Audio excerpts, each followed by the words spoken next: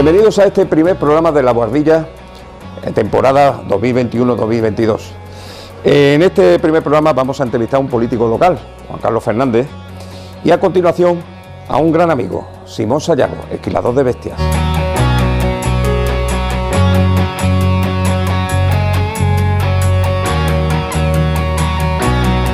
Pero antes de nada, antes de empezar este programa, vamos a dejarle con un vídeo homenaje a las víctimas del COVID de la temporada pasada.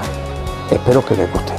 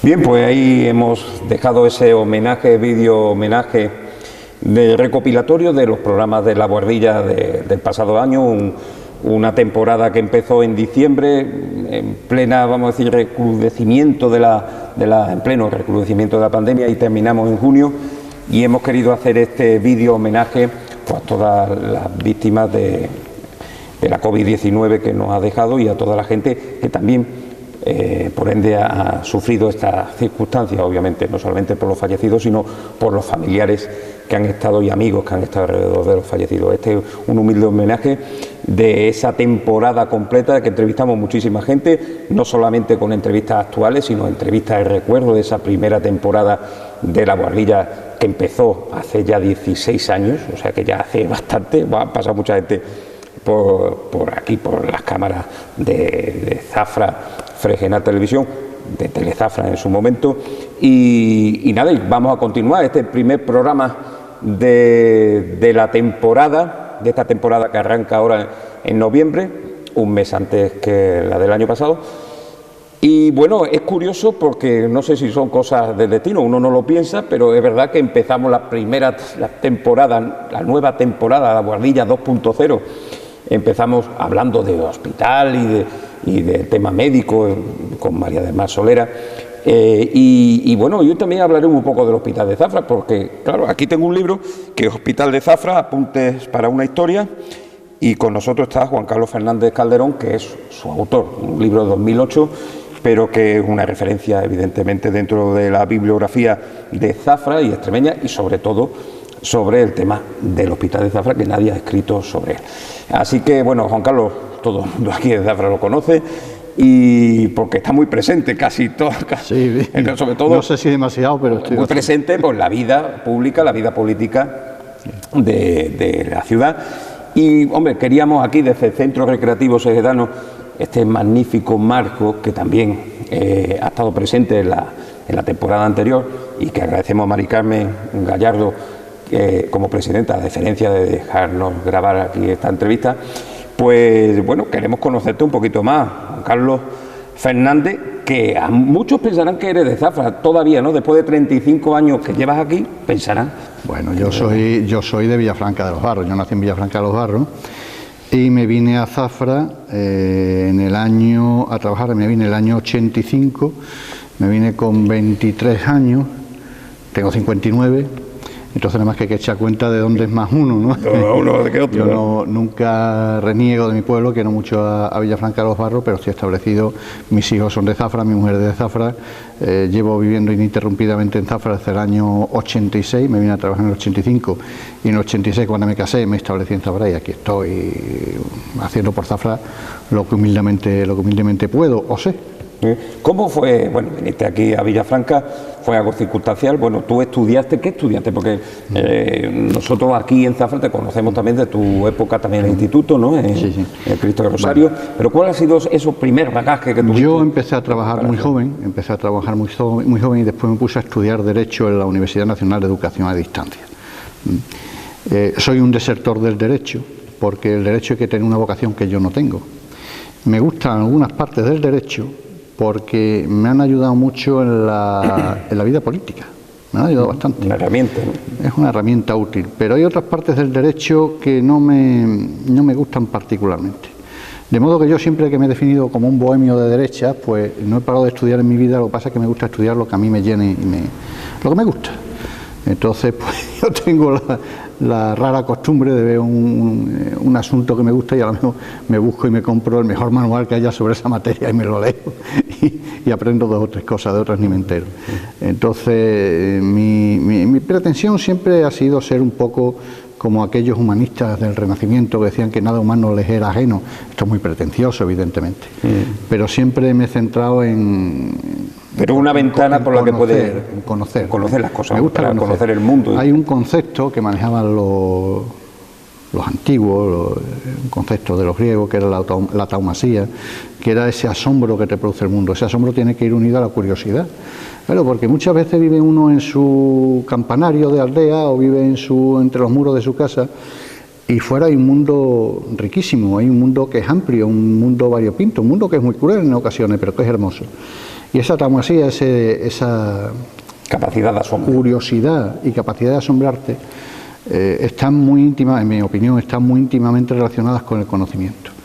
Y yo creo que es consustancial al ser humano querer conocer, muchas veces nos preguntamos, oye, ¿por qué va la gente al espacio con lo que cuesta eso? Oye, porque tenemos que conocer, porque hay que abrir la barrera de tus limitaciones, tienes que intentar salir conocer, de tu zona de confort, que decimos, efectivamente, ¿no? Y comprender qué es lo que hay ahí fuera.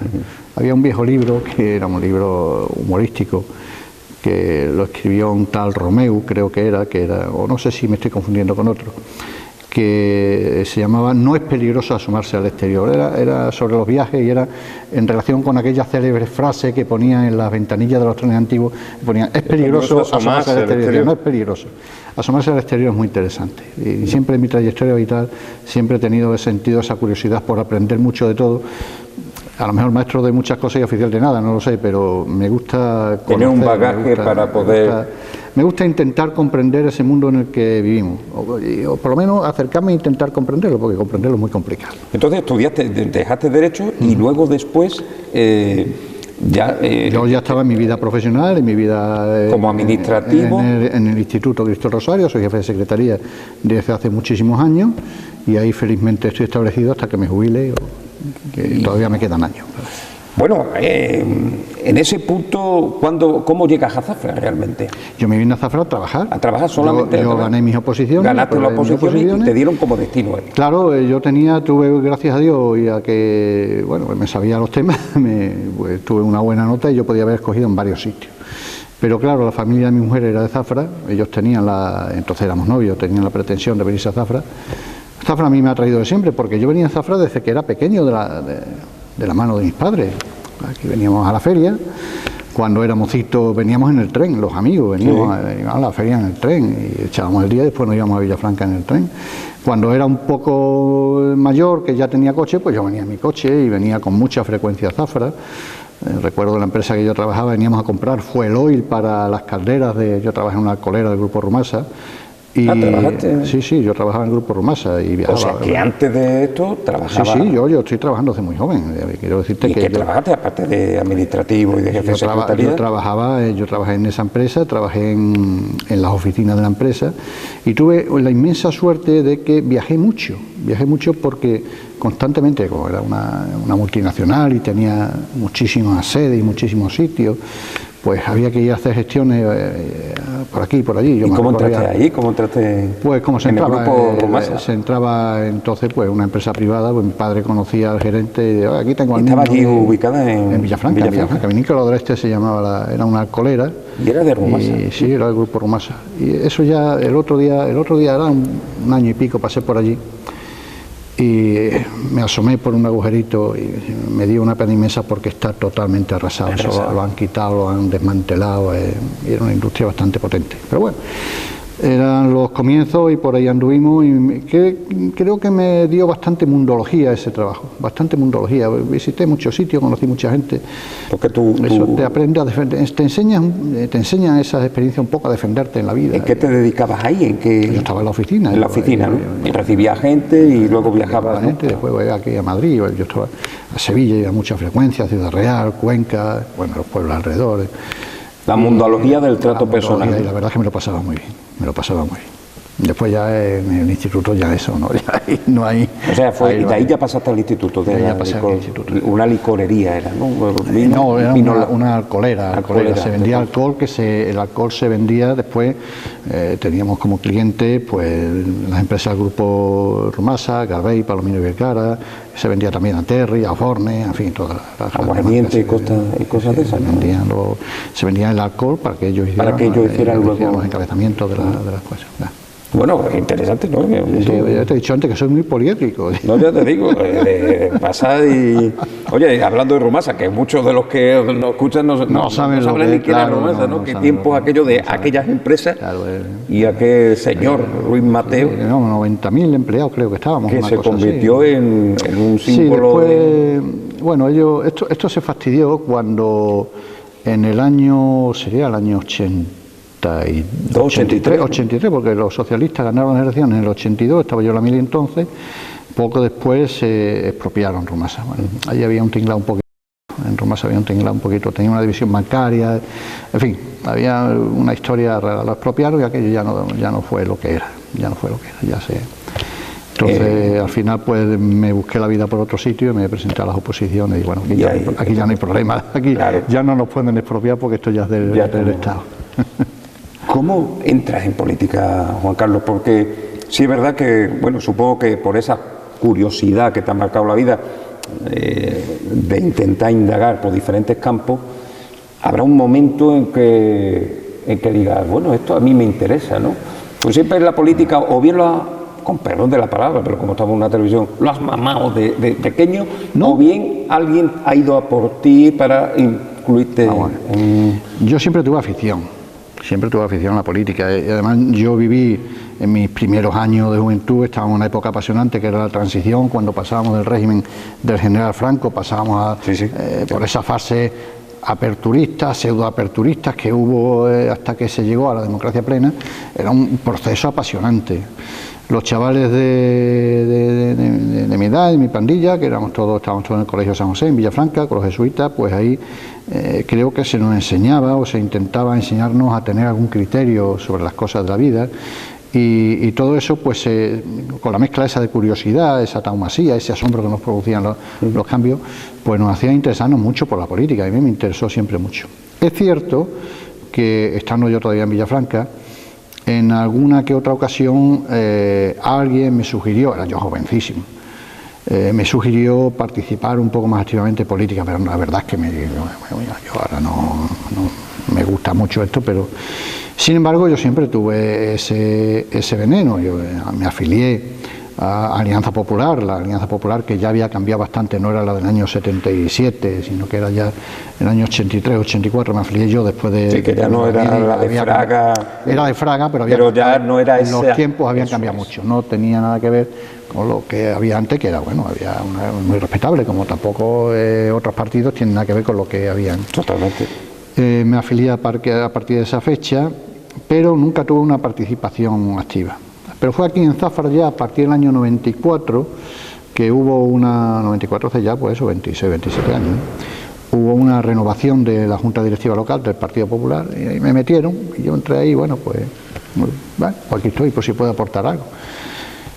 Y supongo que aportaría algo porque a los 2 años me nombraron secretario general, después ya estuve con Antonio Pérez, tuve el honor de presentarme a las elecciones en el año 99, después me presenté en el 2003 y en el 2007 ya me retiré. Así que no es que yo tuviera en mi familia, no había nadie dedicado a la política, nadie... además la política suele ser una cosa que a la gente no le gusta, esto de la política. No, por eso digo, o lo ha mamado de chico. Entonces, pues simplemente porque tenía esa afición, por esa curiosidad, ya te digo que me impresionó mucho el proceso que se hizo de transición del régimen de General Franco a la democracia, porque fue apasionante, pero no solo para mí, para los chavales de mi época o los amigos de mi pandilla, sino que fue ejemplo de estudio en todo el mundo.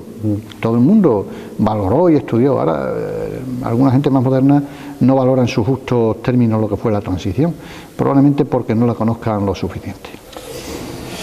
Ahora que hablas de la transición, que has tratado en muchas ocasiones, en artículos y incluso también hay que decir que desde el Foro Zafrense, que tú has presidido, que ha venido grandes personalidades de la política, la comunicación, aquí a Zafra, que eso hay que también, creo que el Foro Zafrense ha hecho una labor divulgativa con gente de peso siempre a la hora de estar en Zafra, y eso hay que decirlo que ha sido fascinante. La última, recuerdo a José María Íñigo, una de las grandes presencias que hubo aquí en el Foro Zafrense, y la transición realmente fue bien entendida en su momento.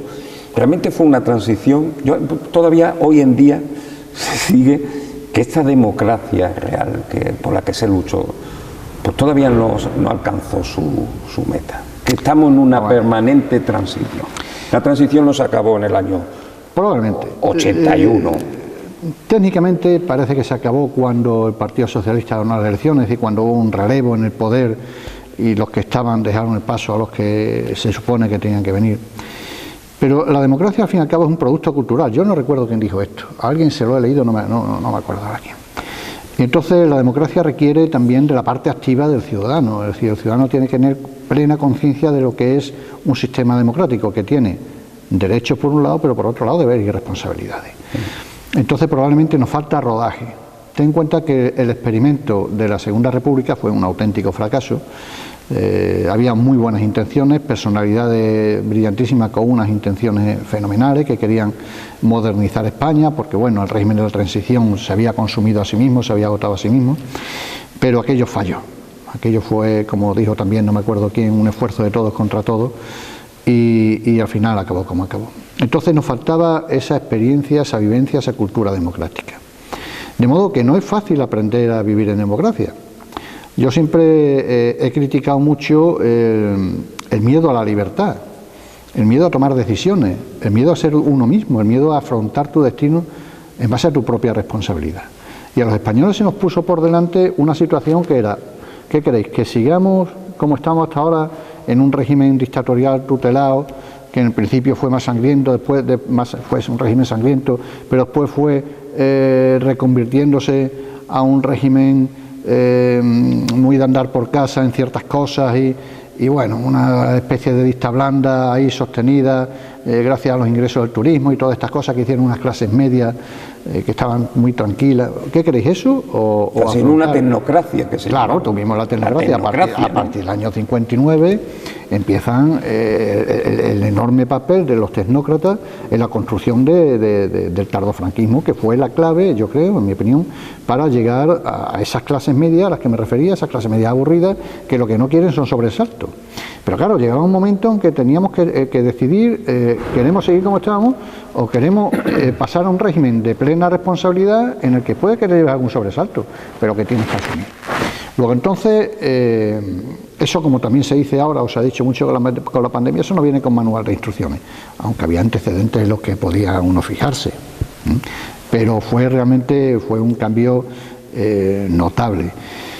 ¿Que está inconclusa la transición? Pues es probable. Pero yo creo que más que seguir... O conclusa la transición o que no estamos realmente en una plena democracia. Bueno, vamos a ver. Es que claro, hay gente que o no está terminada, pero... Es que siempre se puede discutir el concepto de democracia. Claro. Desde el punto de vista formal tenemos una democracia plena. Yo intuyo que igual que en España existe este debate, puede haberlo en todos los países del mundo. ¿Qué defectos tiene nuestra democracia que a los ojos de los ciudadanos a lo mejor les hace parecer imperfecta? Aquí se critica mucho que si los políticos hacen tal o hacen cual, pues igual que ocurrirá en los Estados Unidos de América, en Francia, en el Canadá o en el Brasil, un ejemplo menos afortunado quizás. Quiero decirte, ¿dónde está la esencia real de la democracia? La democracia en sí es el gobierno del pueblo.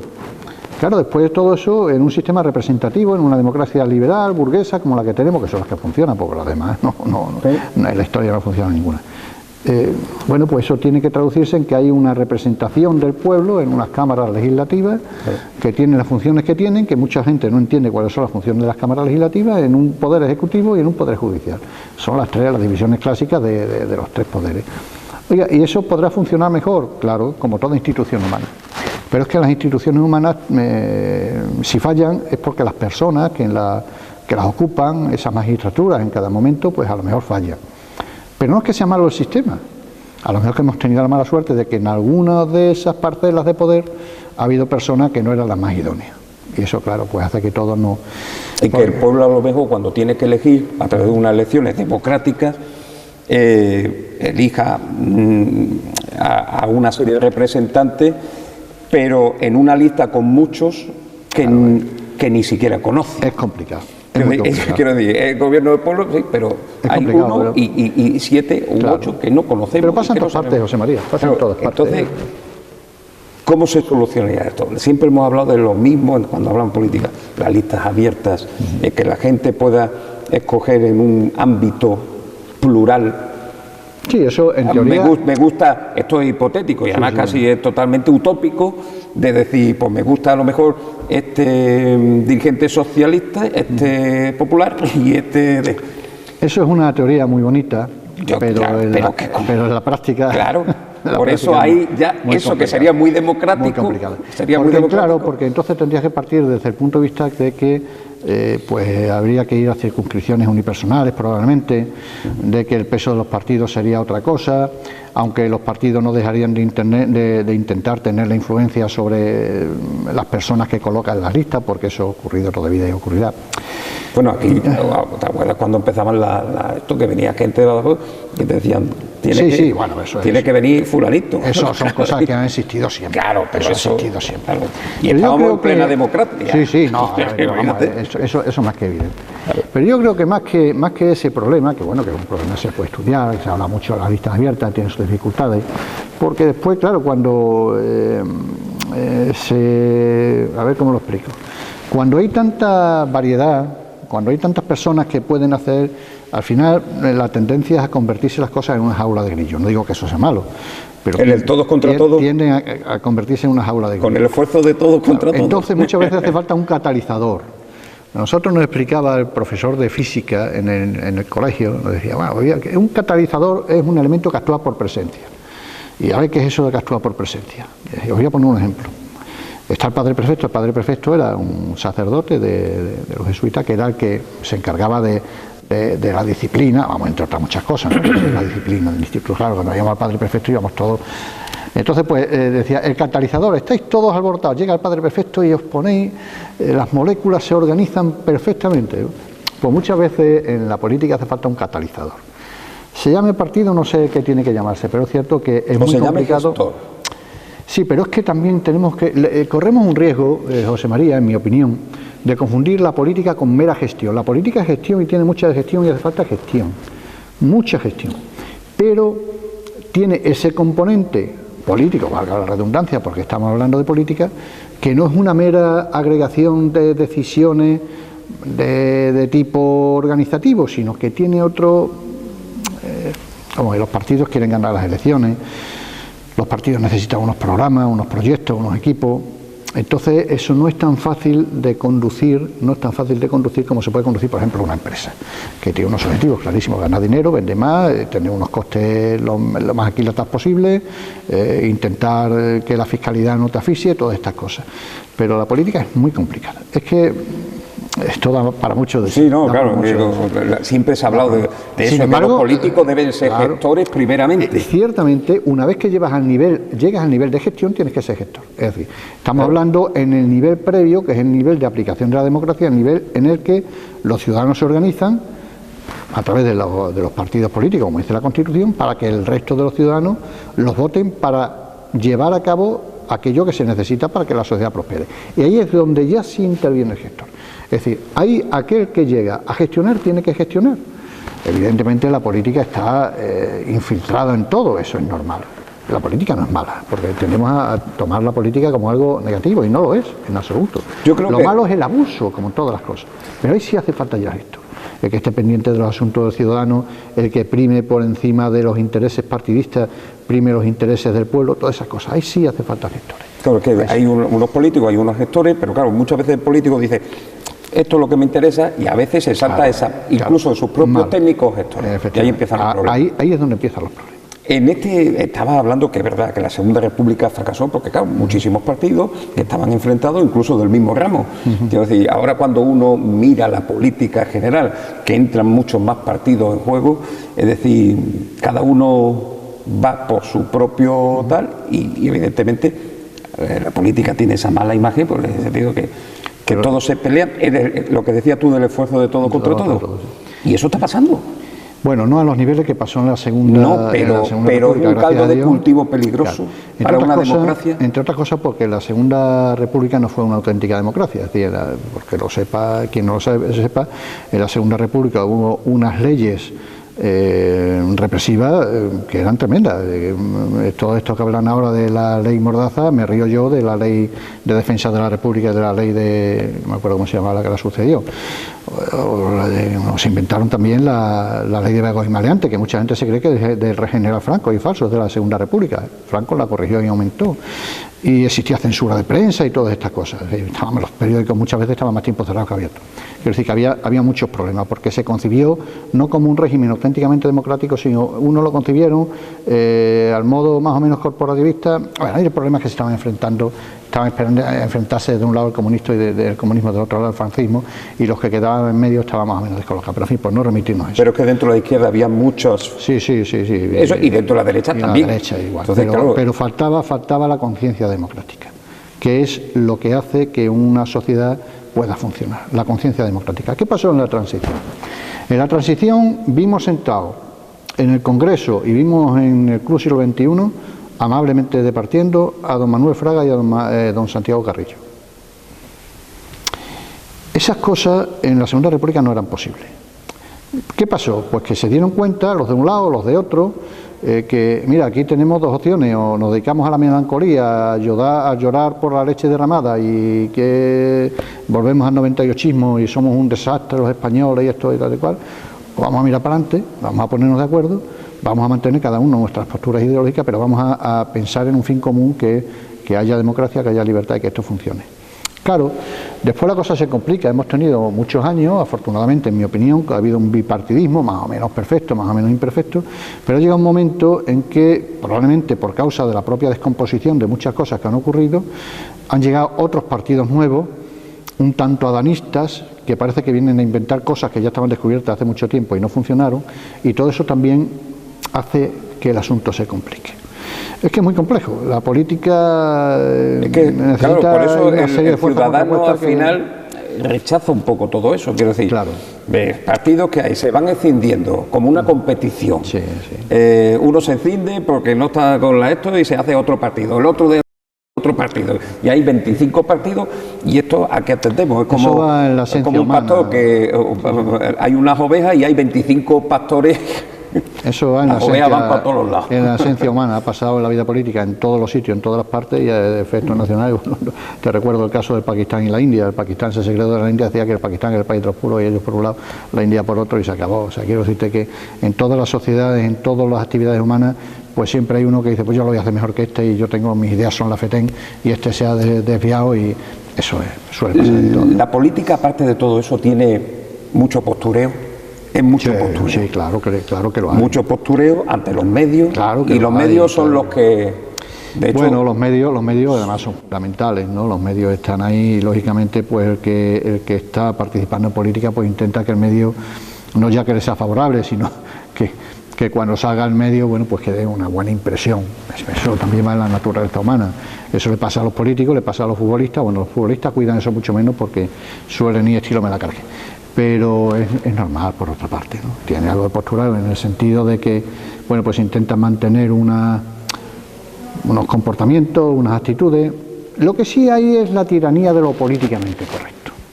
por eso iba... Eso ya no es postureo, eso ya es una auténtica tiranía. Es decir, hay cosas que es que, oiga, no, estamos de acuerdo que los tiempos cambian y que hay que estar con muchos conceptos que van cambiando, hay que estar con ellos, pero ya no me venga también a hacer algunas cosas. Yo hay una cosa que no entiendo, ni entenderé en la vida. Esto del todos y todas, y ministros y ministras, y ciudadanos y ciudadanas, no lo entenderé en la vida.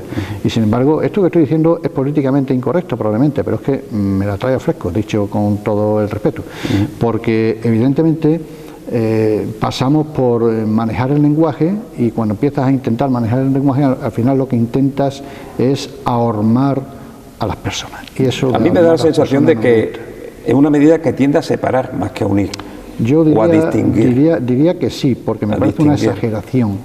Y al fin y al cabo las exageraciones no suelen ser buenas. No suelen ser buenas. El género es el humano.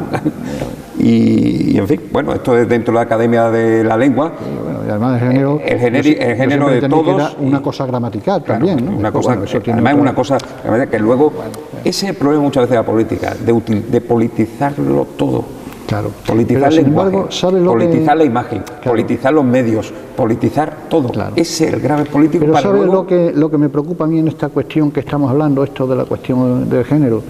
Lo que me preocupa es que hombres y mujeres sean realmente iguales ante la ley, que tengan igualdad de oportunidades, igualdad de derechos.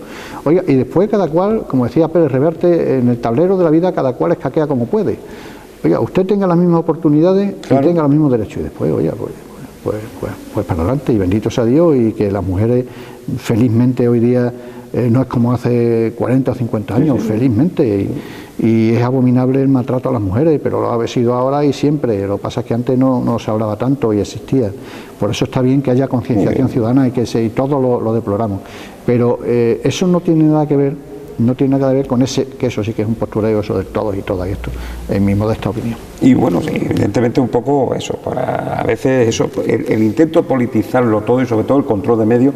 Sí. Hoy estábamos hablando de que durante la dictadura franquista hubo mucho control de prensa, hubo mucha censura en la dictadura, siempre, pero es que llegamos a este punto, por eso hay mucha gente joven decir, bueno, que además es curioso porque en la historia, en los colegios, vamos, yo nunca en el instituto di más allá de la guerra civil para adelante, no di nunca nada. Quiero decir, también se ha ocultado mucho esa historia, que eso también, volvemos a politizar la educación, que eso desde mucho tiempo, yo nunca, quiero decir, yo lo que sé de la guerra civil es porque he leído por mi cuenta y todo lo demás, pero nosotros llegábamos, yo creo que a principios de siglo, Alfonso XII, Alfonso XIII, y se acabó el curso.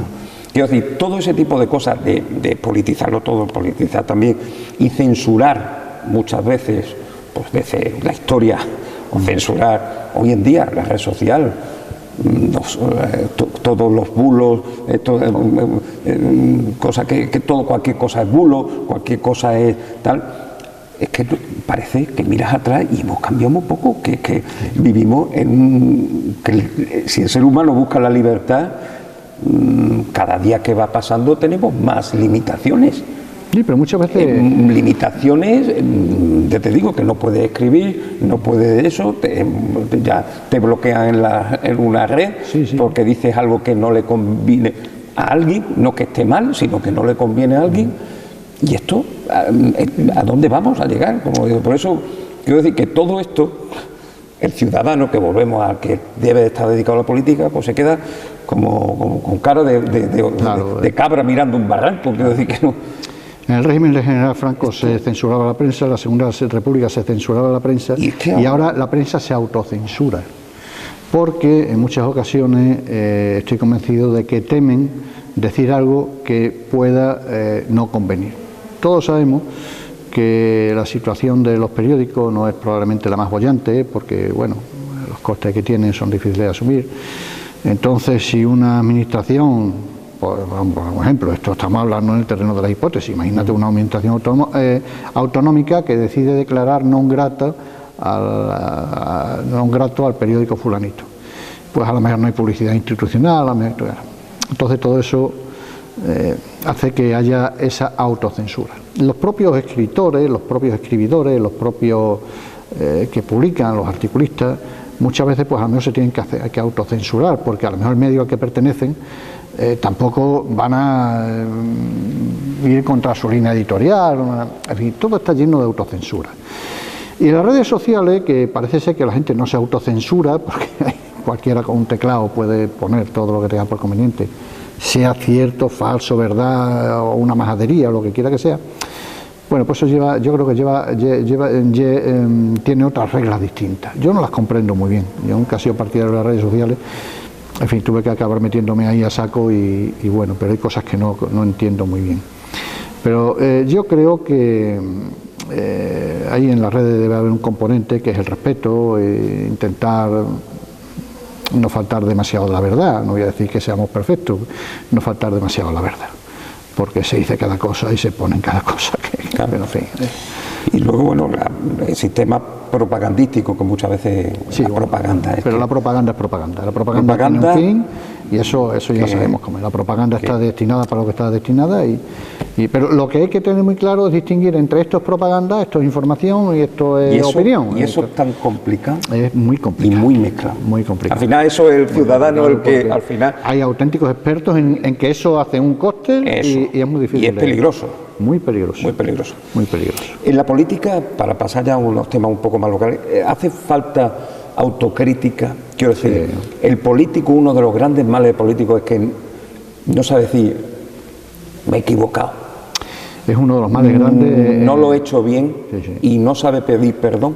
Esa autocrítica es necesaria en todos los órdenes de la vida. En la política aún más todavía, porque la política se supone que estamos para el servicio del ciudadano. Entonces todo aquello que hacemos, que decidimos o que podemos promover puede perjudicar al ciudadano. Lo que entonces cuando uno se equivoca, lo menos es decir, oye, bueno, lo lamento, me he equivocado, porque no somos perfectos. Los políticos somos personas. Yo siempre digo que los políticos no hemos venido en unos ni... Y además una cosa muy importante, los políticos salimos de entre la sociedad.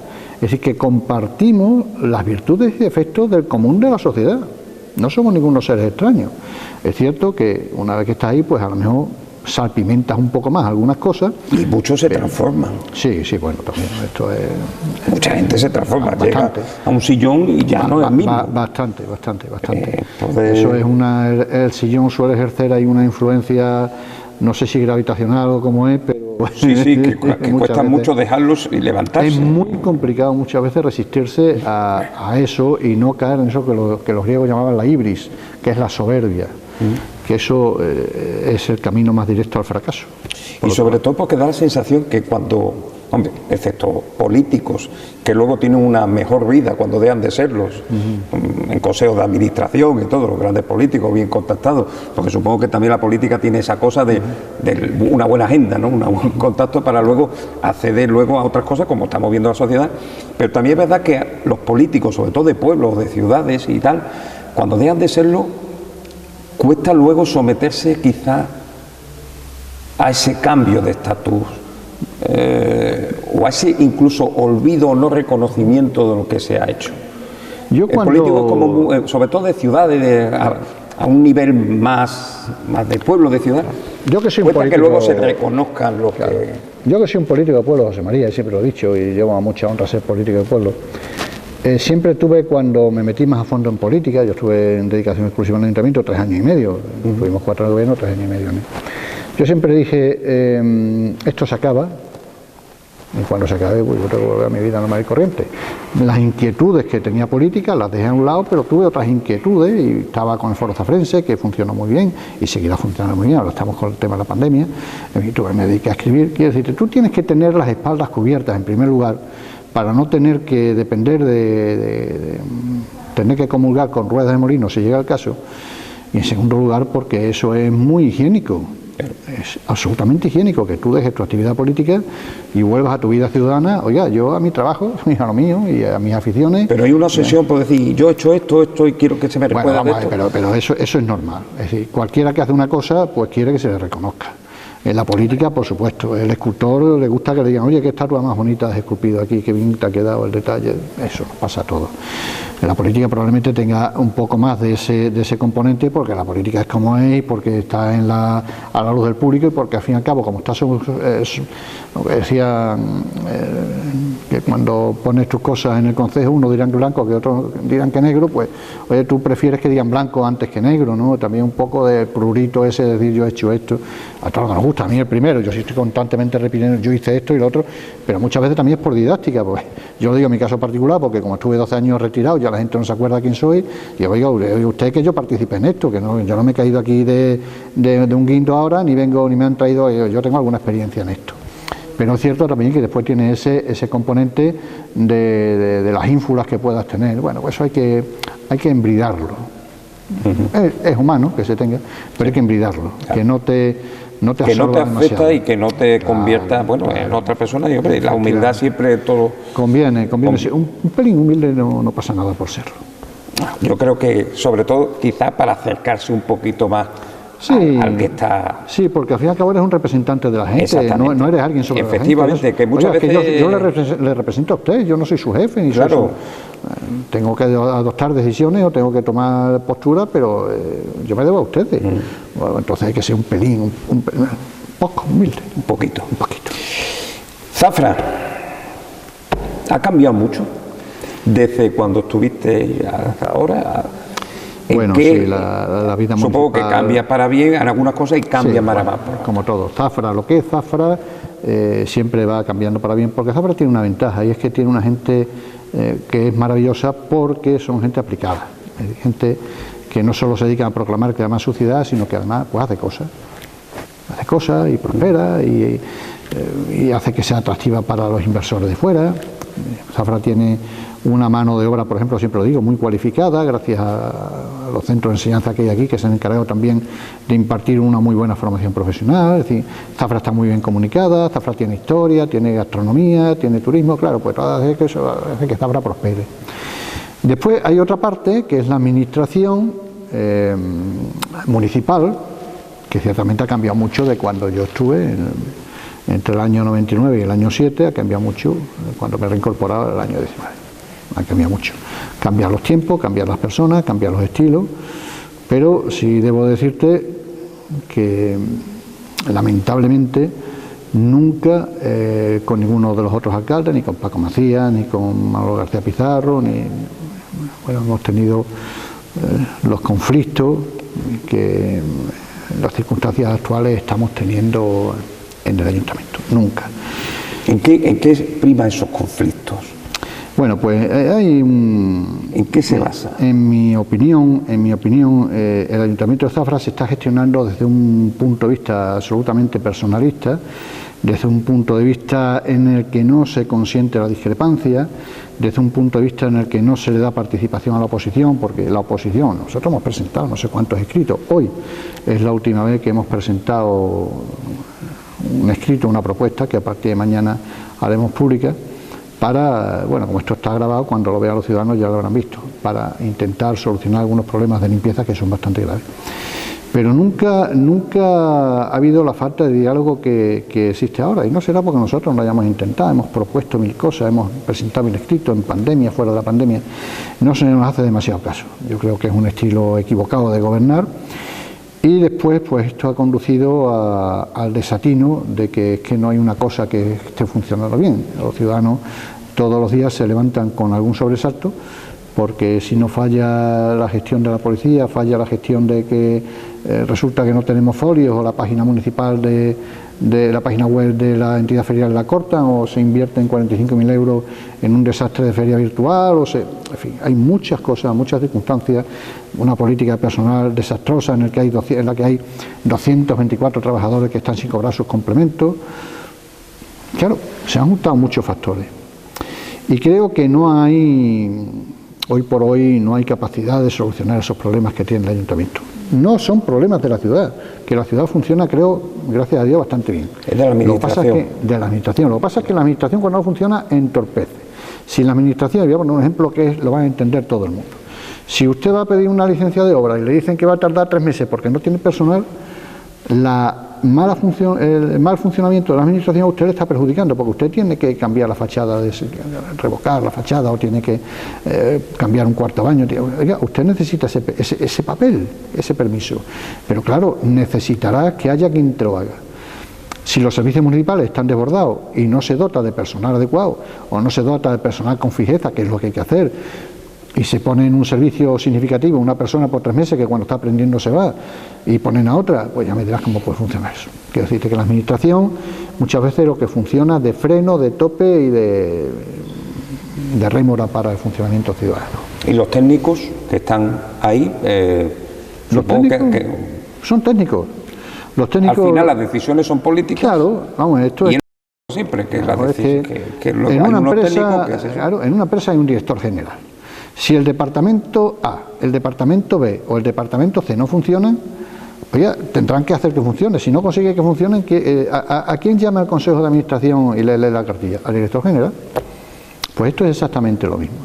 El jefe máximo de todos los servicios municipales es el alcalde. Es el responsable de que los servicios funcionen. Y no vale lamentarse, lo que hay que hacer es ponerse a dar soluciones. Y muchas veces las soluciones bastaría con sentarse a hablar un poquito más y se encontrarían. Pero entendemos que han optado, el equipo de gobierno, entendemos que ha optado por el camino menos adecuado. Y bueno, pues, insisto, los ciudadanos raros serían que no se despiertan con un sobresalto. Eso muchas veces ocurre cuando hay mayorías absolutas, que luego claro, es más difícil el diálogo con otros grupos de gobierno para consensuar algo que... Pero es muy sencillo, José María. Es tan sencillo como no confundir mayoría absoluta con poder absoluto. Mayoría absoluta significa que el pueblo te ha conferido una representación superior, la mayor representación posible, porque tiene la mitad más uno de los escaños, para que tú gestiones. Pero el pueblo también ha puesto a otros señores y señoras que son tan representantes del pueblo como los que gobiernan, exactamente igual, solo que uno tiene la función de gobernar, otro la función de hacer oposición. Claro, el pueblo no te ha dicho... Que la oposición no tiene por qué ser oposición. No, si la oposición tiene que ser oposición, pero puede colaborar. Efectivamente, claro, que puede buscar un punto de encuentro para que se arreglen esos problemas, ¿no? Claro. Si yo al señor alcalde le presento un escrito ofreciéndonos a debatir tal asunto, porque entendemos, y ni te contesta, bueno, pues muy bien. Si le volvemos a insistir sobre otra cuestión y no te contestan, si planteamos 20 y tantas mociones en el Pleno, que es una fórmula para proponer resoluciones que vayan con arreglo a los problemas que pueda tener la ciudad, y te las votan en contra, pues muy bien, pues usted tiene el poder, está usted en su derecho, claro, pero hay una parte de la ciudad, de la que somos exactamente iguales representantes, que no está siendo escuchada. Bueno, pues nada, no pasa nada, esto funciona así. Pero insisto, no es que las mayorías absolutas sean malas, muchas veces pueden ser operativas. Lo que no hay que confundir nunca es mayoría absoluta con poder absoluto, porque eso es la perversión del sistema. Cuando uno confunde mayoría absoluta con poder absoluto, lo que está diciendo y significando es que yo tengo el poder absoluto porque es que yo soy superior. No, espere usted es igual que yo. Solo que usted tiene una responsabilidad mayor que yo porque tiene que hacer que esta empresa, esta organización funcione. Yo no tengo esa responsabilidad. Por el claro, efectivamente. Y ha puesto el pueblo ahí. Entonces, por eso conviene tener presente que las minorías, el respeto, muchas veces la medida de la calidad de una democracia se ve en el respeto a las minorías. Claro. Ese es el problema siempre de la política, quiero decir, que a veces hay que escuchar a la gente y buscar el bien común que es el de la ciudad. Sobre todo cuando esa gente representa a otra gente. ¿Hay solución a eso? Yo creo que es muy complicado en este mandato municipal. Lamentablemente creo que es muy complicado, ¿no? Porque nosotros vamos a seguir ofreciendo alternativas y poniendo encima de la mesa medidas. Insisto, hoy hemos presentado un escrito que versará sobre los problemas de la limpieza en la ciudad. Mañana los daremos a conocer a los ciudadanos. En primer lugar se lo hemos dado al señor alcalde. Yo mañana daré una rueda de prensa, lo daré a conocer y lo difundiremos por las redes sociales, etcétera, etcétera. Y si lo hemos dicho, lo digo claro, eso no lo podíamos reservar para nuestro programa electoral. Pues son medidas que creemos que pueden funcionar, algunas medidas concretas. Pero hemos dicho, bueno, ¿de qué nos sirve reservarla para nuestro programa electoral si nosotros estamos aquí para que esto funcione? Vamos a aportar cosas y las vamos a poner de mil amores. Ahora, si nos hacen caso, bien, si no nos hacen caso, pues ¿qué le vamos a hacer? Bueno, casi vamos a tener que ver. Yo creo que habrá una segunda oportunidad, porque también me gustaría hablar de tu faceta como escritor. ¿Cuántos libros? A tu entera disposición. Creo que van 7. 7 libros. Tengo el octavo que estaba. El último fue la Cinife. El último fue el Cinife de Oro. El octavo estaba muy avanzado, pero como me metí en estos berenjenales, pues ya, las musas no suelen acudir mucho cuando estás en el campo de agravante de la política, ¿no? Porque al final la política tiene mucho de campo de agravante. Es que se nos ha ido el tiempo hablando de política y todo, pero habrá una segunda oportunidad, y sobre todo para hablar algunas monografías, sobre todo con este libro que la verdad recomiendo. No sé si está todavía hay ejemplares. Sí, hay algunos por ahí, incluso yo tengo algún ejemplar por casa, si alguien lo quiere que me lo diga, yo se lo doy, no hay ningún problema. Porque es interesante para entender lo que fue la historia del Hospital de Zafra, hasta donde hemos llegado, y una historia que continúa y que supongo que él dice que no la vas a escribir. Yo no la escribiré esa, si Dios pues para que venga. Pero es la historia del Hospital de Zafra que tiene mucho que ver con la historia reciente de Zafra y cómo se gestionaba Zafra, sobre todo en años anteriores, en otro tiempo. Lo recomendamos, de verdad, merece mucho la pena. Juan Carlos, el tiempo también en televisión que es oro, no sé cuánto hemos estado, supongo que 55 minutos. Bueno, quizá me he enrollado demasiado. No, hemos tratado muchos temas y eso es lo importante, así que para una próxima vez, muchísimas gracias. A tu disposición, ha sido un placer y muchas gracias por invitarme a tu programa. El placer es nuestro.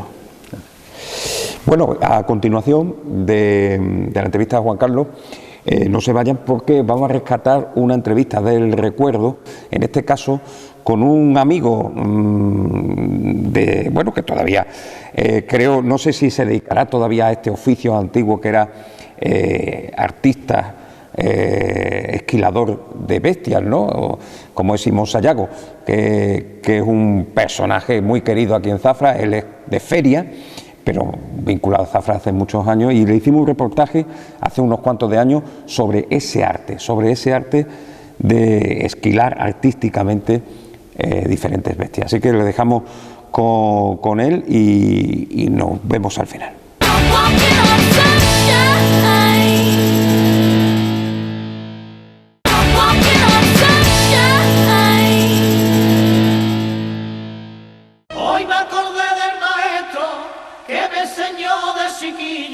El que asentó la vereda montado en su borriquillo. Cuando yo era torpe me llamaban borriquillo como a él, aquel animal tan noble, siempre tan cerca del pobre, dicen que se va a perder. Un gitanillo quilaba al lado de que llegara, a su burrito quilaba y al compa de su tierra esta copla le cantaba. Él nunca quemó el monte ni conquistó el horizonte, maltratando a los chiquillos, tan lindo como es el hombre y tan torpe el borriquillo.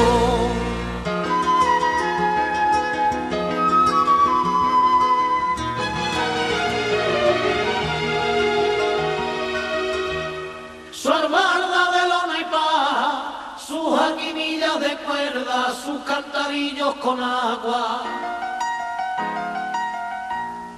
Cada vez más guerra, se nos queda así con el mundo, y para qué, malditas en la frontera y las lindes de la tierra que conquistar el saber.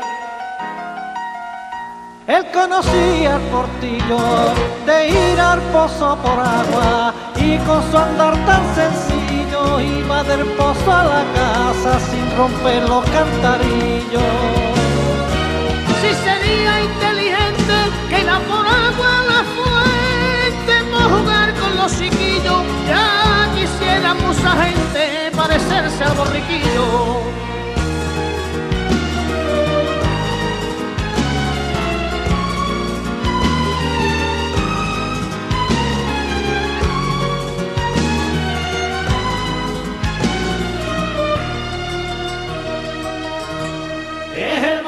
Su amigo, el gamón y la verea.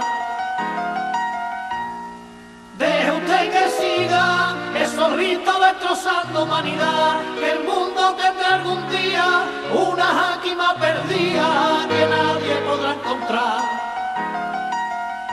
Que no ha nacido quien viera, ni pintor que haya pintado una estampa más campera que un burrito adormilado en el rincón de la era. Él nunca ha quemado el monte ni conquistó el horizonte, maltratando a los chiquillos. Hoy sentí pena del hombre que me llamó borriquillo.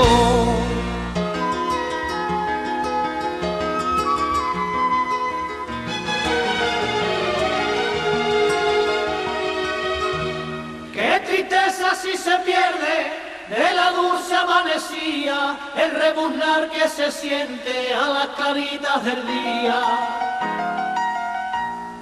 Ternura en sus ojos, que en la vida hay pocas cosas que aprender. Él es el rey del rastrojo, ole por viña su antojo, por eso hablarlo de usted. Con él venía el latero, la noria regó la huerta, con él lebrillo y mortero, y tinaja en la puerta pregonaba al alfarero. Él no se queja ni siente, es su tapijo excelente, y su condición de chiquillo, que no consientan la gente que se pierda el borriquillo. Pues estamos aquí con Simón Sayago, el artífice de esta obra de arte, en esta burrita, propiedad de Antonio Montaño. Estamos justo aquí al lado del campo de este señor. Y bueno, vamos a hablar un poquito con Simón, pues de todo un poco, de su vida, pero vamos a centrarlo un poquito en esta actividad. ¿De dónde viene el esquilo artístico de bestias en este caso? Bueno, la tradición nuestra viene, pues si no estoy más informado, pues tatarabuelo del año 1860 ya eran esquiladores de mi familia. Y entonces creo, según me comentan, vivían en Fuente del Maestre, y en Fuente del Maestre ya se vinieron a la feria y ahí siguió mi familia y seguimos todo esa trayectoria. 1868, que ya, bueno, ya ha llovido. De hecho, todavía guardas una de las herramientas antiguas, ¿no?, de tu bisabuelo. Sí, tengo aquí una máquina, o sea, una tijera, y tengo también una rajeta que decíamos para quitar el polvo. Luego la hacía de vida, yo era muy pequeñito cuando mi padre se rompieron y él le puso un alambre y sigue todavía con el alambre puesta, y la mentira, y una soga que yo tenía 8 años, cuando le ayudó a mi padre con cuerda, la hicimos y la tengo aquí, tampoco la puedo usar y también la tengo que conservar y ahora la puedes ver, está ahí guardada. Porque esas cosas son como un recuerdo personal y no es lo que vale, sino el hecho de decir, bueno, pues esto lo hice yo con mi padre. El valor sentimental. Exactamente, porque lo que me dio mi padre fue muy importante y de hecho aquí, desde este momento, pues se lo brindo a mis padres, a mis abuelos y a todos los que pues hicieron esta afición, porque es una pena que se esté perdiendo. Eso te iba a decir, porque bueno, vosotros ha sido generación tras generación. Yo creo que, bueno, tú en este caso tienes una hija, solamente no se va a dedicar a esto, sobrinos no sé si se dedicarán ni tal. Tampoco. ¿Realmente contigo esto se acaba? Sí, tengo a mi hijo el pequeño, pero claro, por su oficio pues no lo puede seguir, él sí sabe pelar, pero claro, los cibos no se aprenden en un momento. Digo, aquí está más tiempo, como estaba antiguamente, pero claro, esto en mí ya se pierde, pues claro, no hay quien siga. Y es una pena, yo propuse un curso hace años, y lo cual, pues no siguió adelante por muchas razones, en fin, no siguió adelante. Entonces, pues, se quedó ahí parado. Creo que este tipo de dibujo artístico, porque claro, no estamos hablando de pelar a una burra no es solamente, es diseñar una serie de dibujos. ¿Cómo es esto? ¿Y cómo lo diseña? ¿Y cómo nace estos dibujos geométricos que hace incluso la firma del propio propietario? Pelar, hoy hay mucha gente por ahí que pela los burros, pero pelar, eso es chapurrear, le llamo yo, porque pelar una bestia es pelar cuando una bestia se coge, se adorna, se hace las rayas, en fin, se prepara. Porque pelas tú, yo te doy la máquina, pero tú coges la pela. Pero ahora no es el pelar, sino el tú marcar una bestia, vaya una bestia preparada. Porque yo he pelado bestias para la Plaza Toros de Almendralejo, he pelado bestias para Rocío, he pelado bestias para muchos sitios. Pero no es pelar. Pelar hoy en día, pues hay una máquina eléctrica que tiene, ya está pelada. ¿Pero qué? Eso no es pelar. El dibujo, hacer arte. De hacer unos dibujos, de hacer una tradición que hay de muchísimos años y no hay pintura, no hay un borrador, no hay nada. Es la cabeza y la mente la que te lleva para que todo te salga igual. Y ahí está. Yo con lápiz no soy capaz de pintar nada. Nada, porque no tuve una escuela. Yo la escuela que tenía era de ir una hora por de noche, que pagaba mi padre 10 pesetas.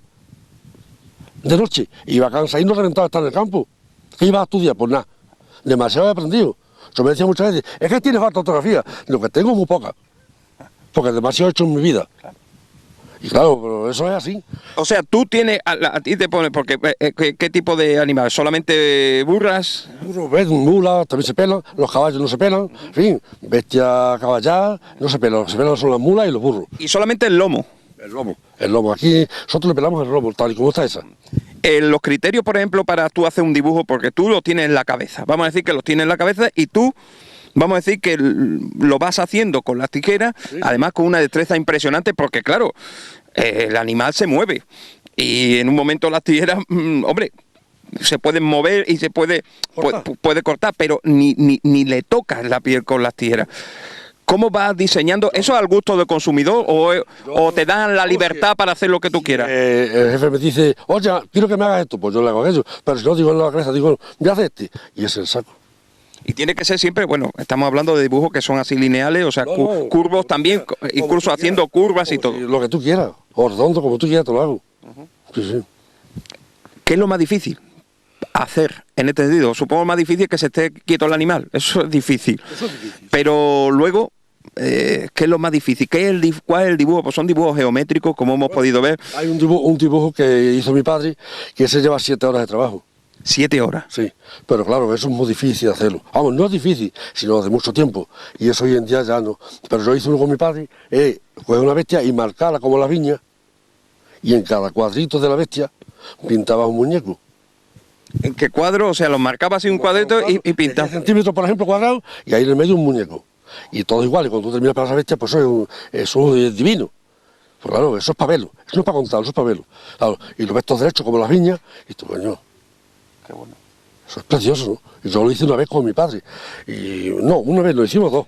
Pero después yo no lo he hecho eso porque eso hace mucho tiempo. Ese día voy a ir un día entero. Claro. Y un día entero no vas a tener una bestia, tampoco te lo vas a dejar al dueño, pero un día entero una bestia quieta trabajando tú.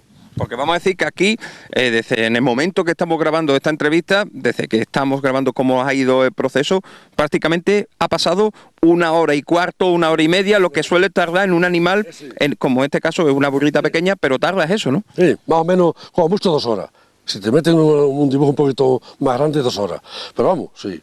Más o menos. Es una maravilla. Si en un momento determinado alguien, y yo siempre esta pregunta se lo hago a toda la gente que normalmente hacen oficios artesanos, cosas que se están perdiendo, ¿tú estarías dispuesto a enseñar a un chico joven o a alguien del campo? Bueno, yo si me dijeran, vamos a hacer un curso, salen muchos cursos, pero no veo ninguna necesidad de decir, bueno, vamos a hacer un curso de esto. Porque yo estoy jubilado, y lo se puede hacer, pero claro, la herramienta cuesta dinero. Y la herramienta de un muchacho joven se rompe mucho. Y claro, ¿eso quién lo paga? Claro, si te vas al ayuntamiento, no sabemos. En fin, son cosas que propone. Ahora, otra cosa es, bueno, pues vamos a dar un oficio de esto. Que necesita una serie de gastos, ¿no? Una serie de gastos y grandes. Grandes por ese motivo, porque la herramienta esa se gasta mucho. De hecho, herramientas como las que utilizan, bueno, son propiedad tuya, pero es difícil encontrar este tipo de herramientas. Es muy difícil, ¿no? La fábrica que hacía las máquinas ya no existe. Ya no existe.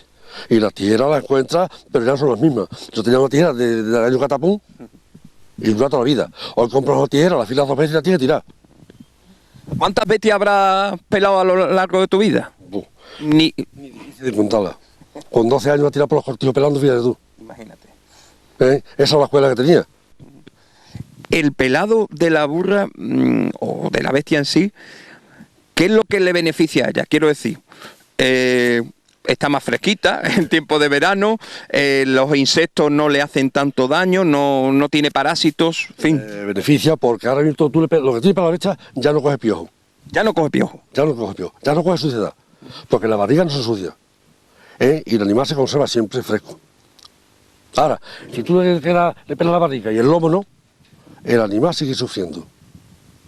Y le pelas. Porque le entra todos los insectos por ahí, ¿no? Para toda la porquería. La tierra, tú miras esa burra y la tierra la tiene para arriba. Entonces hay que ir al piojo, hay que ir a toda la liendra, hay que ir a todo, lo malo. Y entonces le empieza a picar y se empieza a rascar. Porque la barriga no le pica al animal. Y luego en invierno, porque claro, ahora mismo vamos a llegar, aunque tenemos un otoño muy calentito, pero digo yo que en el invierno ella no pasa a lo mejor frío. Además, el tiempo que no me pelaba es ahora y en marzo. Sí. 2 veces al año. En los cambios de estación, otoño o primavera. Y en marzo la pelas otra vez y se mantiene el animal perfecta. Yo veo muchas veces por ahí, por pelar, que muchas personas a lo mejor se gastan las perras en donde le dé la gana a ellos, porque son dueños y señores. Claro. Y una bestia sufre. Y la bestia hay que tener atendida. Tú quieres tener un coche preparado, lo tienes que tener mantenido, ¿no? Por eso la gente tiene que tener las cosas preparadas. O sea, no pasa frío la bestia, ni... O sea, la bestia así como está no pasa frío. ¿Alguna... Al revés se alegra. Se alegra, ¿no? ¿Alguna vez se te ha pasado algún piojillo de eso a ti o alguna garrapata y La tal? bestia no se pega a las personas. No. Ni de las personas a la bestia tampoco. Se mueren. O sea, tú coges un piojo de una bestia y a mí me han dado por las manos y te sacan al suelo. ¿Una garrapatilla o algo? Nada, de lo que tenga una bestia no te se pegan a ti. Nada. Bueno, Simón, esta es una de las actividades que ha tenido a lo largo de su vida, pero Simón tiene muchas cosas que contar. Quiero decir que Simón es de feria, pero realmente, bueno, ¿cuánto tiempo en feria? Porque aquí todo el mundo toda la vida. Yo aquí llegué con 25 años, 26. ¿Y cómo llegaste? Pues llegué siendo peón de albañil, con un pico y una pala, que no me honra decirlo. Y muy orgulloso estoy, porque de verdad llegué a Zafra y, bueno, diga... Viniste a buscar trabajo aquí. Buscar trabajo, claro. Entonces me buscaron ahí en las 30 viviendas, la Venta del Príncipe, y ahí estuve trabajando con los albañiles. En Los Príncipes, cuando se empezaron a hacer. Se empezaron a hacer, ahí estuve yo por toda la obra. Entré el último, el día 11 de febrero de 1968. Entré. Y así ya... Y ahí empecé, pum, y ahí empecé, pues, y no he estado en mi vida parado, en mi vida. Porque luego terminan las viviendas y ¿qué hace? Sigo los albañiles, luego voy a Renfe a hacer una vivienda. Luego me fui al SUPE, el almacén que hizo Edra Martínez, ahí en la cartera de la estación. Y de Marimán, ¿no? Marimán. Y de ahí nos fuimos a la iglesia San Miguel. A la iglesia San Miguel. Que también estuve allí. ¿Pero de qué estuviste? ¿De peón de albañil? Para hacerla. Cuando se hicieron los cimientos aquellos. Sí. Entonces yo corrí mi vida mucho. ¿Y luego? Luego he pasado por la hostelería, he pasado por muchos sitios. Lo último que he estado, y le felicito y le doy las gracias, es el ayuntamiento, porque de verdad he estado muy bien, me han atendido muy bien, todo el mundo, sin desprestigiar a nadie. Tú te has tirado mucho tiempo trabajando en un hotel de Zafra y luego llega un momento en que se te presenta esta oportunidad. ¿Cómo fue esta oportunidad de dedicarte una plaza y me presenté? En mantenimiento siempre, ¿no? Ahí me presenté a la ciudad deportiva y ahí estuve, y he estado ahí 7 años y me he venido orgulloso y con pena, porque de verdad yo siempre pido que lo mantenga. No quiero más, que se mantenga. Que es fácil, porque hacer una casa es difícil, pero mantenerla es más fácil. Es lo único. Has aprendido mucho, sobre todo en todos los trabajos que has tenido, como has comentado. No pegan en ninguno. Pero tú eres de feria y realmente alguna vinculación sí te ha quedado siempre con feria, porque tú eres devoto de la Virgen de la Consolación y además eres... Pero realmente allí en feria, ¿eres profeta o nadie es profeta en su tierra? Esa es una palabra muy bien dicha y es muy real, y tú lo sabes, nadie es profeta en su tierra. Pero vamos, yo no fui para ser profeta. Yo estuve allí unos años, hicimos una labor, quedó hecha, y he dicho... ¿Cuál era tu misión allí? Yo era presidente de la hermandad que fundé yo. La Virgen de la Consolación. En feria. Yo entré con Sabina Picón, una mujer allí, sola, entré con los ya ayudándole, luego ya se hizo la hermandad, seguí la hermandad, estuve allí hasta el año 98, y se hizo allí un montón de obras, muy bien, todo bien, y luego ya, pues, ya dejé, y en fin, y las cosas pues tienen que seguir cuidándose, uno no puede figurar, uno va a trabajar, es su misión, y si no vas a trabajar, vete para casa. Y vamos a decir que tú siempre te has mantenido al margen de eso, no has querido figurar allí, has trabajado de espalda. Yo no fui allí para ser profeta. Yo fui allí porque me dio una devoción que tenemos toda la Virgen, y fui allí estuve unos años. Mi mujer la felicito porque me aguantó muchísimo, pues trabajaba de noche, trabajaba de día, de noche sí, en fin. Pero ¿Tu mujer de aquí? mi mujer de feria también. De feria. Pero de verdad, me ha aguantado mucho. Y de verdad, desde aquí se lo felicito porque es que ha sido muy fuerte y me ha aguantado mucho porque yo he estado siempre fuera de casa. Y mi mujer se merece la medalla de oro. Y mis hijos. Porque de verdad, los que me han aguantado... Porque te han apoyado siempre. Nunca he ido a malos sitios. Pero siempre por mi trabajo me he entregado tanto que he abandonado la familia. ¿Tú crees que cuando uno se entrega tanto y tiene tanta pasión por su trabajo, se le exige más? Y luego a lo mejor no se le reconoce la labor que ha hecho. Bueno, ese es un tema largo de contar, porque es que reconocer a un empresario, a un trabajador, eso es muy difícil. Pero vamos, a mí me da igual. Yo lo que digo es que siempre voy con la cabeza muy alta, de haber cumplido y punto. Y no hay más. Echas de menos el trabajo porque tú has sido, vamos a decir, un adicto al trabajo. Quiero decir que tú has trabajado mucho, a todas horas, lo echas de menos. Hombre, pues sí, se echa de menos, ¿no? Lo que pasa es que yo tengo un campito, me voy allí, me paro aquí con Antonio me lo traigo todo hacia para abajo, estamos aquí los dos, en fin, me lo paso bien. Voy por ahí, doy mi vueltita, me paro con mis amigos, en fin. ¿Y sigues yendo allí a Polideportivo? Voy allí una vueltita por la mañana, veo aquello, cómo está aquello, en fin. No me meto en nada porque no tengo por qué meterme y cada uno hace como puede, digo, y ya está, y nada más.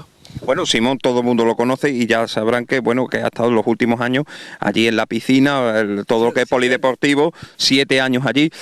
Incluso vas a asesorar un poco también a los nuevos que van entrando, ¿no? También, ¿no? Porque... Está todo asesorado, porque es que a lo mejor piensa luego después que lo vas haciendo con malicia. No, yo si me pido un favor, aquí está mi brazo tendido. ¿Os hago falta para algo? Aquí me tenéis. Cuando queráis y a la hora que queráis. Siempre me ofrezco, pero nunca con mala intención ni con nada. Al revés, de ayudar para que las cosas vayan bien. ¿Cuántos años llevas casado, Simón? Por cada 42. ¿Te casaste allí? Aquella sí. Y luego, nada más que te casaste y luego te viniste aquí a vivir, inmediatamente. No, ya tenía mi hijo un año cuando venimos aquí, sí. Pero muy bien, yo he estado muy bien aquí en Zarza, muy bien, muy bien. La gente te reconoce realmente porque todo el mundo sabe también por los medios de comunicación que, bueno, se están recogiendo firmas y no sé, ahora me comentarás cómo va este tema para que el polideportivo lleva tu nombre. ¿Esto cómo salió la iniciativa y cómo fue madurándose y en qué momento está? Bueno, Romero, ese tema yo no lo debía de tocar porque no sé quién para tocártelo, pero bien, te voy a hacer una simple respuesta. Eso fue Tomás Gallego, el que lo lleva. Yo te voy a enseñar unos documentos que tengo, y el pueblo, yo sé que está conmigo, pero eso es una cosa a nivel del ayuntamiento, y el ayuntamiento es el que tiene que tomar sus decisiones, que las crea oportunas o no las crea. Bien, hemos hecho este inciso para que Simón fuera a traer un libro de dedicatorias, realmente, por los compañeros del ayuntamiento. De la ciudad deportiva. Aquí hay, pues, son todos dedicatorias y firmas apoyando tu trabajo y apoyando, bueno, dedicándote palabras bonitas, ¿no? Y mira, ahí tienes uno, En fin. Yo, el pueblo me lo ha dado, y aquí está. Ahora, eso ya es cosa del ayuntamiento que es el que tiene que decidir lo que tenga que hacer. Pero yo tampoco le voy a pedir nada. Yo siempre les digo que siempre ofrezco mi labor, mi trabajo y mi forma de ser. Ahora cada uno puede tomar como quiera. Hay mucha gente que te quiere y es lógico, pero hay gente que a lo mejor no. Bueno, quiero decir, tú en un momento determinado, Simón, te has sentido, decir, hombre, yo creo que me he entregado mucho a las cosas, a causa, a muchos amigos que le he hecho favores, le he intentado ayudarle y luego no me ha correspondido. De alguna gente te habrá pesado en algún momento, ¿no? Bueno, yo siempre he intentado hacerlo por lo bien y lo mejor que he podido, y siempre intentando ayudar. Ahora, enemigos tenemos todo el mundo, tú sabes que a lo mejor, pero vamos, que yo los conozco. Sin buscarlo. Sin buscarlo. Pues yo sí tengo algún enemigo, no lo conozco. Porque yo he intentado siempre de que las cosas se hagan. Sí es cierto que yo he sido muy exigente en mi trabajo. Y el que esté conmigo tiene que trabajar. Eso lo tengo yo, lo tengo siempre claro. Porque yo una palabra que cuando se dice, es que, ¿dónde está en el ayuntamiento? ¿Dónde están todos los perros? No. Esa palabra no se debe decir. Cada uno hace más y cada otro hace menos. Cada uno hace lo que puede en la vida, porque todo el mundo no podemos igual. Yo a nadie le considero perro, cada uno hace lo que puede. Uno puede hacer más y otro puede hacer menos. Bueno, pero tú no te puedes estar quieto. Ahora, yo no. Yo cuando tengo que trabajar voy yo delante de ti. Bueno, la verdad es que con todo este tiempo tuviste una jubilación muy aplaudida. Sí, sí. ¿Cómo vas a recordar ese momento de tu jubilación? Pues yo tengo grandes recuerdos, en fin, yo mis compañeros de verdad se portaron bien conmigo, de verdad se lo agradecí muchísimo, se lo seguirá agradeciendo siempre y de verdad siempre que me lo pidan, de hecho todos los días voy a ver a Justo por si quiere alguna cosa, en fin, porque de verdad yo no he tenido pega ninguno porque yo me he ofrecido siempre y me sigo ofreciendo a lo que haga falta. Y en toda esta vida de albañil, en Renfe, en la hostelería, de mantenimiento, en un sitio, en otro, esquilador, artístico, vamos a decirlo así, ¿qué es lo que te hubiera gustado hacer que no has podido hacer? Bueno, yo no me voy con el sentimiento de no haber hecho... Hombre, si yo hubiese podido estudiar, pues hubiese hecho muchas cosas más. Pero vamos, dentro de mi capacidad, dentro de mi inteligencia y dentro de lo que yo me enseñó mi padre, creo que he hecho mucho en mi vida. Mucho. Y mis hijos están coordinados al mismo paso que voy yo, porque van todos en el mismo camino. Mis hijos, yo les digo, tenéis que, cuando primero cumplís con vuestra obligación, vuestro trabajo y vuestra honradez. Y si algún día tenéis que pedir algo, vais directamente al jefe, pero solo. Porque las reuniones grandes no son buenas nunca. Tú vas y le cuentas a tu jefe el problema. Y si tu jefe te escucha bien y no te escucha, se lo comentas 2 veces. Y a las 3 dice, usted, jefe, hasta luego. Tienes un trabajo pendiente por ahí, que es, pues, un homenaje, a través tuyo también, de la Virgen a la Virgen de la Consolación. Durante mucho tiempo eso se quedó ahí. Sí. ¿Se retomará? Bueno, esperemos que se pueda retomar. Había una serie de diferencias que no vamos a tampoco... Eso ya yo espero que pronto se podrá mover eso, pronto. Ahora de momento... ¿Es un regalo que tú quieres hacerle a la cofradía? Sí, pero vamos, no... ¿O no? Bueno, eso es como más o menos como un recuerdo, digamos así, un recuerdo para, en fin, para que la gente vea como, en fin, lo que se montó, cómo se trabajó y lo que se, en fin, lo que se pidió en la calle. Pues, en fin, fue mucho. La verdad es que ha batallado mucho y evidentemente ha trabajado. Luego muchas veces pasa que la gente que se mueve mucho, pues tiene eso. Hay gente que... Y luego hay gente que siempre dicen que muchas veces hay gente que critica lo que no pueden hacer, pero que anchas Castilla, ¿no? Sí, pero tiene cosas. Yo me gustaría que esas personas que critican, pues fueran y te lo dijeran a ti. No a la espalda. No a la espalda. O, en fin, porque hay muchos hay siempre comentarios hay en todos los sitios. Pero vamos, tú vas a la persona directamente y dices, oye, que tú no estás funcionando bien. Pasa esto y esto. En fin, hay muchos temas que de verdad es una pena. Lo que pasa que es que, vuelvo a decir, que nadie es profeta en su tierra. Pero que yo no fui a ser profeta en feria. Eso que le quede claro a todo el pueblo y a todo el mundo. Bueno, ¿eres hijo adoptivo de Zafra? Eso sí. ¿No? Eso sí. ¿Y tú te sientes así? Vale. Que soy de feria, natural de feria, y eso no lo va a nadie. Corito, pero churretín también, ¿no? Hombre, yo a Zafra la quiero mucho también, mucho, porque he sido muy bien recibido, muy bien atendido siempre, y los 7 años que he estado ahí, de verdad, se lo agradezco a todos, porque todos, a mí nadie me ha dicho ni una palabra, al revés, todo el mundo que necesita, todo. Y desde que me vine, todo el mundo en fin, lo mejor. Y más, ahí está la prueba. Bueno, aquí está la prueba, aquí están todos el homenaje que te hace la gente. Yo creo que esto es importante, por lo menos, vamos a decir que al final de tus días, ¿cómo quieres que te recuerden? ¿Como un currante? Yo, ¿Nato? una persona humilde, trabajadora y punto. Porque es que nadie es más que nadie. Eso lo habrás aprendido a lo largo del tiempo, ¿no? Nadie es más que nadie. Te vienes a- Que te has movido en muchos ambientes diferentes y además con gente de todo tipo. En muchos niveles, ¿eh? Y te digo una cosa, nadie es más que nadie. Tú puedes tener un cochazo de miedo, o hasta con lo que tú quieras, pero tú te vas a morir también. Y el coche se va a quedar aquí. Entonces, Venimos de la misma manera y nos vamos al mismo sitio, ¿no? sí, pues ahí somos todos iguales. Ya puedes tener lo que tú quieras, que te mueres con los pies para adelante. Está claro, Simón. Pues nada, Simón, de verdad que nos alegra haber echado un ratito aquí contigo, que tenemos una obra de arte aquí enfrente, dedicada a Antonio Montaño, que también está aquí con nosotros. Antonio no quiere salir. Antonio, que es un hombre que lo conoce también mucha gente aquí en Zafra, y nos conta.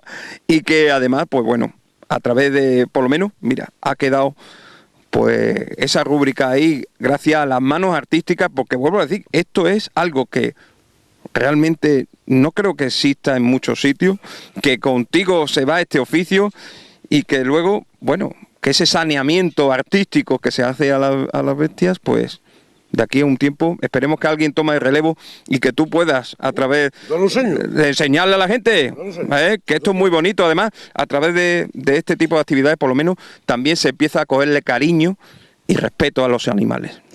Por supuesto que sí, por supuesto que sí. Los animales hay que tener un respeto siempre, siempre. Siempre. Por eso, muchas gracias, Simón. A ti siempre y a vosotros, ¿eh? Gracias por hacer esto, hombre. Y que sigáis los caminos que tenéis que hacer, porque es muy importante que todo el mundo sepa lo que tenemos en Extremadura. Y darlo a conocer. Sí, señor.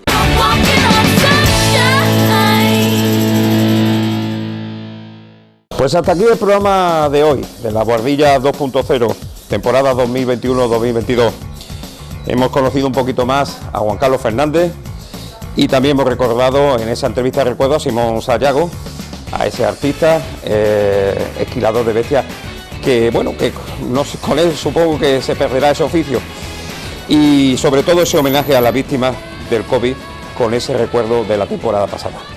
Así pues, cuídense mucho y nos vemos la próxima semana.